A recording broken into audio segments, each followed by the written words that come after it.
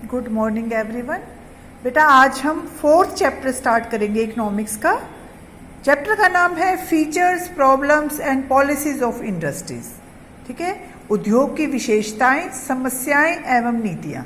जो third chapter था वो सारा एग्रीकल्चर पर बेस्ड था, कृषि पर आधारित था पूरा। ठीक है, ये वाला चैप्टर है वो इंडस्ट्री पर है पूरा। ठीक है, मुश्किल नहीं है ये चैप्टर, लेकिन इसके जो पॉइंट्स हैं वो बड़े बड़े हैं थोड़े से, लेकिन बिल्कुल आसान चैप्टर है, आप इसको ध्यान से सुनो।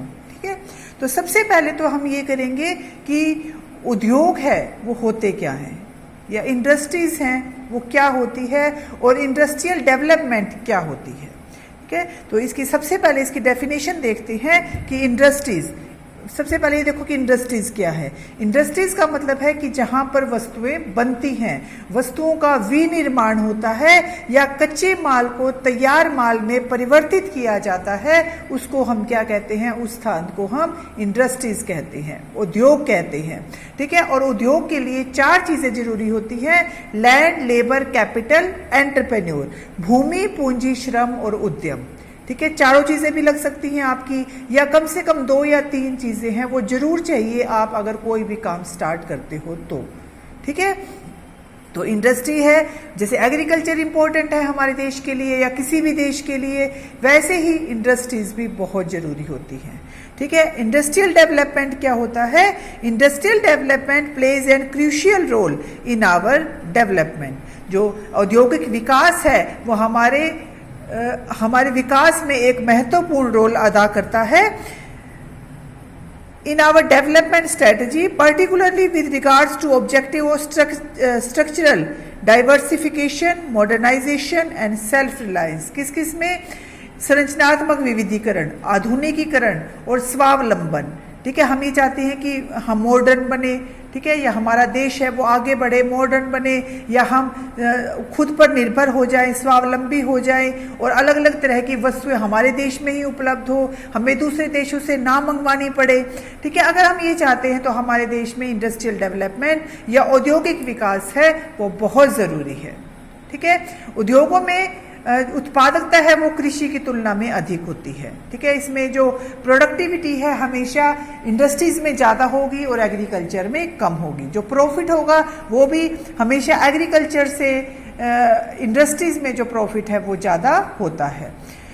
कृषि को उत्पादन के साधन जैसे मशीनें, ट्रैक्टर, ट्यूबवेल, रासायनिक खाद आदि प्राप्त होते हैं, और औद्योगिक विकास के लिए भी हमें बहुत सारी चीज़ें चाहिए होती हैं। अगर हम वो सारा कर लेते हैं तो उद्योगों में हमारा देश है वो आगे बढ़ जाता है, और इंडस्ट्रियल डेवलपमेंट है वो किसी भी देश के लिए बहुत ज़रूरी है। अब देखो जापान है, अमेरिका है, ये इतने जो डेवलप है ये कंट्री, इनको हम डेवलप कंट्रीज का नाम देते हैं। तो इन क्यों है? क्योंकि वहाँ पर जो टेक्नोलॉजी है, जिससे उद्योगों में जो टेक्नोलॉजी है वो बहुत उन्नत किस्म की है, बहुत अच्छी है।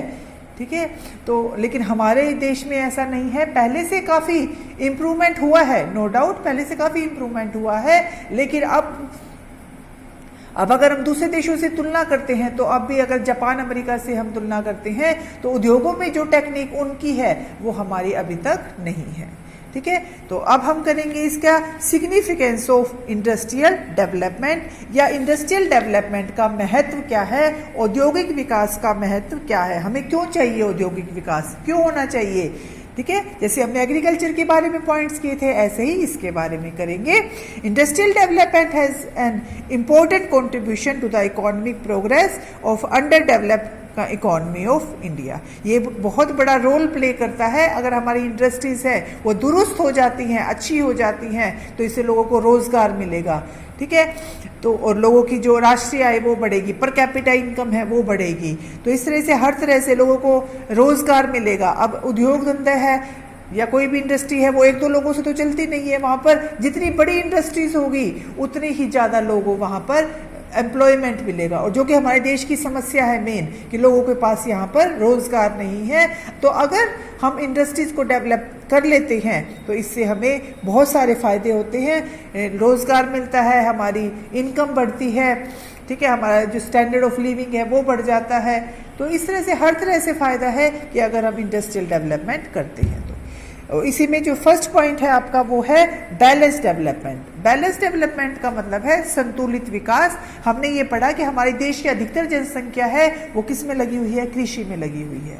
ठीक है, क्यों लगी हुई है कृषि में? क्योंकि उनके पास उद्योगों में पैसे नहीं है लगाने के लिए और उनके पास थोड़ी सी जमीन है जिस पर वो खेती करते हैं। Indian economy is unbalanced because a majority of population and bulk of capital are employed in agriculture. ये मैं आपको बता चुकी हूँ।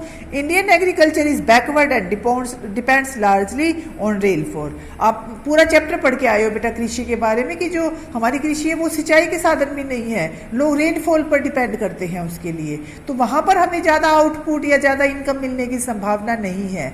ठीक है, बैलेंस इकोनॉमी वो होती है कि जितनी इनकम है वो हमें एग्रीकल्चर से मिलती है उतनी ही हमें इंडस्ट्री से भी मिले, लेकिन ऐसा नहीं है। अगर हम उद्योगों को आगे विकसित कर देते हैं तो इससे हमारी जो इकोनॉमी है वो बैलेंस्ड हो जाएगी, संतुलित हो जाएगी।